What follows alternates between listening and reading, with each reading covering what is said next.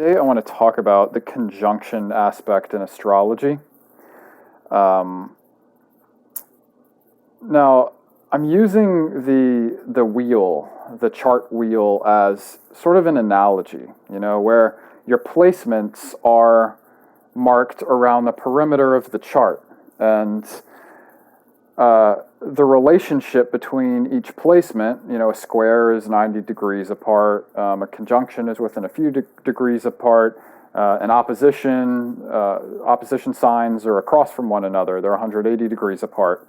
But it's kind of an analogy because we don't really know how astrology works. It's a mysterious thing, the mechanisms for it. And I think if you get bogged down in that mechanistic, sort of materialist, scientistic even question, then you lose sight of what's important in astrology, and that's, its purpose to help you to improve yourself, your self-understanding, and the way you deal with your own reactions to things, and so on and so forth. So it's a tool for self-improvement. And so we don't want to get too bogged down in the how, But so I'll say, but at the same time, it's a legitimate question. Like, how does astrology work, We don't have the mechanistic tools to confirm it nor to refute it. So you can't really make a solid argument either way, scientifically. But anyway, so in the last video, I talked about the square relationship, how if we use the wheel as an analogy, a square relationship is a 90-degree relationship between two placements where they intersect in the middle, but they're perpendicular lines which extend indefinitely in different directions after they do intersect. So you have a very small window in which you can grasp onto that place where you see eye to eye with a square, a personality that's squared to yours, and to be able to work with them before going off and doing your own things, which are going to be in very different styles and toward very different goals often. But so a conjunction is, two placements which are usually in the same sign, usually in the same house. So they're right next to each other, within a few degrees of each other. So if you use this wheel analogy of where you're aimed, if the placements are facing inward toward the center of the chart, they're aimed seemingly in the same exact direction because they're in the same sign and or the same house. At the very least, they're close enough to give you the same sort of energy for that placement. And so it seems like they're exactly the same. But I named this video The Delusion of Harmony.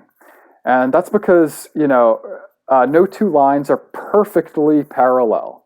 They still intersect in the center of the chart and then extend indefinitely in different directions once they pass the center. So, let's take the most common conjunction. That's between Sun and Mercury. Your Sun is the ego, normal functioning part of your personality.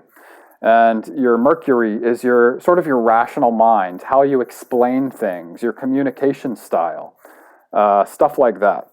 So someone with a conjunction in between their Sun and their Mercury seems to be able to communicate their behaviors and their surface thoughts in a very clear fashion because their ego and their rational, linguistic mind are on the same page. They're in the same style. But there is a point at which they will diverge.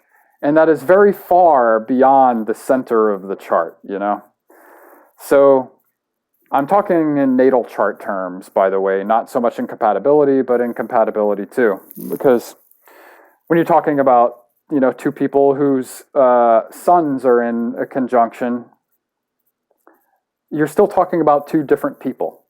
So those people are only going to have a conjunction, likely, on that Sun level, maybe on the Mercury level too. But anyway, so those two placements are not perfectly parallel. They're next to each other. They're facing in the same general direction for most of the time. They're close to each other until they get to the center, to where they perfectly intersect, and then they're still close to each other, far beyond extending from the center. But eventually, even a conjunction can see in different directions and are seeing in different directions, even if from the chart perspective, it's only a few degrees apart. It's still different. And so within a natal chart, it's important to, if you have a conjunction between Sun and Mercury, it's important to know, of course, that most of the time your ego and your rational linguistic mind are on the same page. But it's also important to know that harmony can be a delusion, that sometimes you're acting from ego alone, and sometimes your rational mind is working independently of your ego. And it can be very important to know when to separate the two placements that form that conjunction, so that you can compartmentalize yourself and you can understand the root of that behavior, or whatever it is you're involved with. Because knowing the root of specific behaviors is really the ongoing challenge of, even once you've mastered many parts of astrology or any other personality system, it's still not clear where every specific behavior and every specific context that you're involved in is rooted. And the root of your personality is really what we're getting at here, what we're trying to achieve, an understanding of. Anyway, those are some thoughts on the conjunction.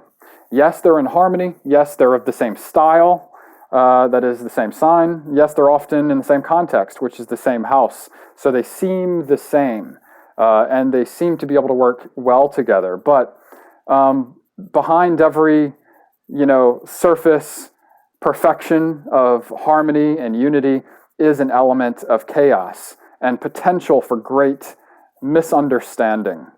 And being able to see them as separate and compartmentalize them when needed will achieve better results in the end. Because remember, all aspects, all placements in all aspects, regardless of whether it's a square, a conjunction, an opposition, trine, whatever, intersect perfectly in the middle, will have varying degrees of similarity up until that point and beyond that point, but they will eventually extend indefinitely in different directions and not be seeing eye to eye.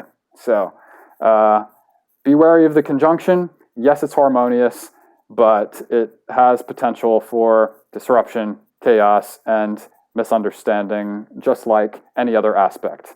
I hope you enjoyed this video. See you in the next one. Cheers.